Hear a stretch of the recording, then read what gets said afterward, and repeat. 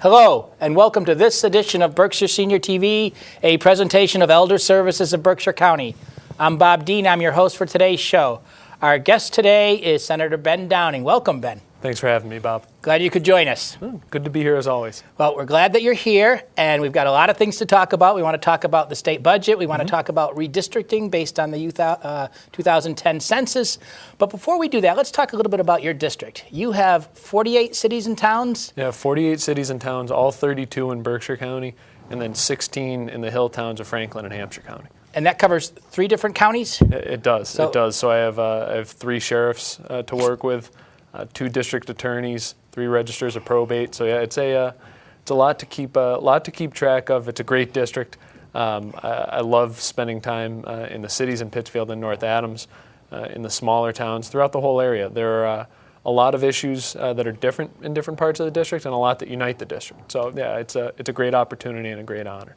How does this district compare with others in Massachusetts, and particularly as you get close to the Boston area? I would imagine that the challenges and the issues we have here in many cases are very different from what Boston sees? Absolutely. I think what people care about and what they're concerned about really isn't that much different across the Commonwealth. I think people want us to find a way to make government work and to put people to work. I think people's priorities are pretty clear. Now, how those priorities manifest themselves in the different districts are radically different in some cases.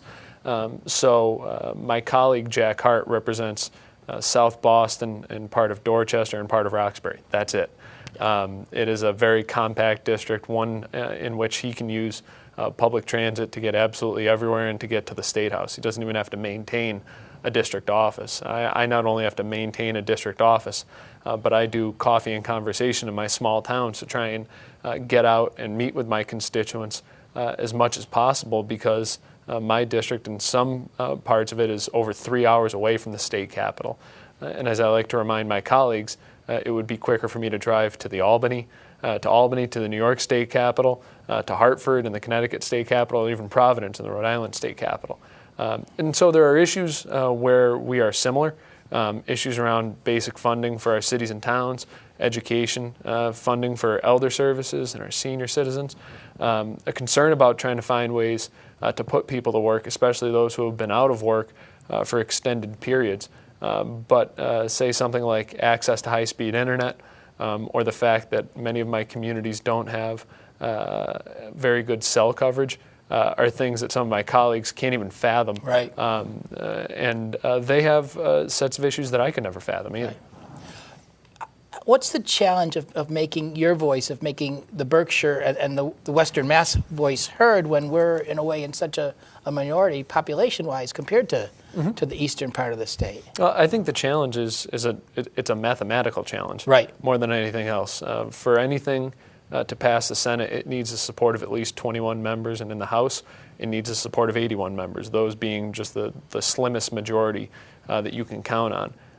And so I think the biggest challenge is being able to build off of the base of people who have districts that have the same priorities.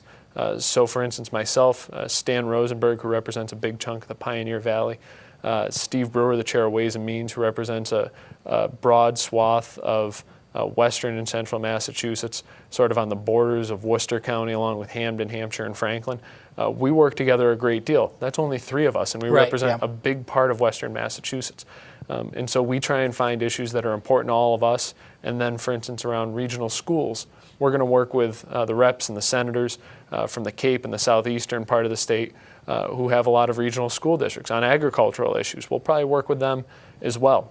For our gateway cities, the small cities that are the urban centers of more rural regions, places like Pittsfield and Fitchburg, Leominster, Holyoke, Haverhill, we're going to work together across the Commonwealth to meet the common needs of those communities. So it's building coalitions and trying to find ways to broaden that base of support beyond just the 48 communities that I represent.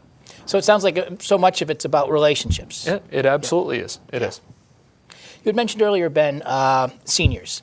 One of the things that we continue to hear from seniors here in Berkshire County is that they want to receive whatever services they need, whether it's personal care or other types of services in their own homes, and that if they need more of that service, they want to continue to receive it in their own homes. What are you hearing from seniors that are in your communities? I think we hear the same thing. I think we hear that institutional facilities are oftentimes not the best setting to receive services. They oftentimes, especially in trying difficult budget times like these, they oftentimes are not the most economic way to deliver services, the most efficient way to deliver services. And so what the Berkshire delegation as a whole here, as I know, is that we want to try and find ways to deliver those services in more of a community-based setting. And I think that's what Governor Patrick has heard as well. Despite the difficult budget picture that we face right now, he has level funded many of the priorities for elder services this year. Now, we know full well that a level funding doesn't exactly mean we should all be jumping up for joy. We know that costs in any number of different parts of those programs are going up. But I do think the Patrick administration has realized that, and they've tried to reflect that in this budget that they've filed with the legislature.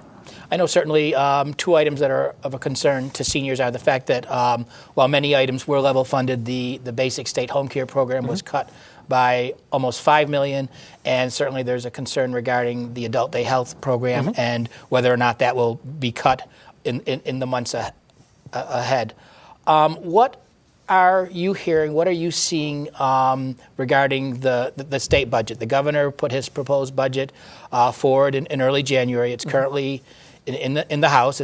When the House makes their recommendations, it'll go to the Senate. What are you seeing? What are you hearing in regards to that budget? Well, the good news is that revenues, which we build our budget based on, have come in about $145 million above the benchmark that we set at the beginning of this budget cycle. So we have more revenue coming in than we anticipated.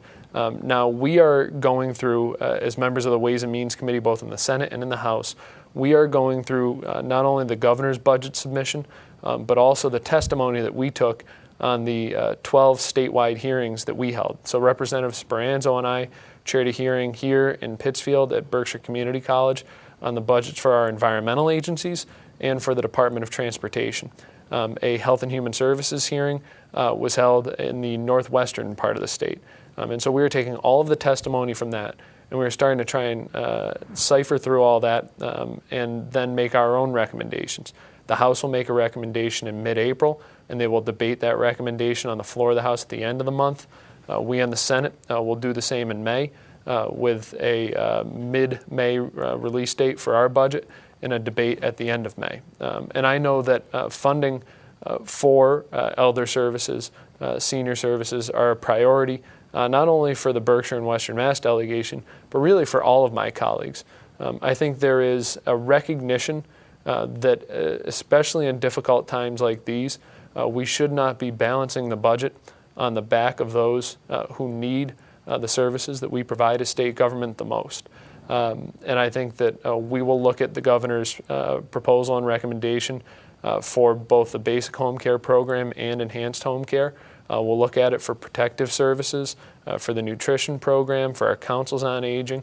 All of those are things that are priorities to all of us, and that we want to try and find ways to do as much for as we can, given our limited means.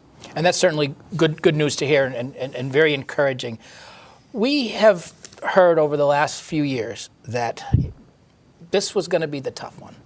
As hard as it was last year and even the year before, we had heard that when we got to fiscal year 2012, this is the next budget, which would begin July 1st, this is going to be the hard one. We're not going to be able to get any federal stimulus dollars the way we had in past years. Is that what you're seeing? It absolutely is. It's a combination of several things. It is a combination of not having the federal money, which provided the state over each of the last 2 years north of $2 billion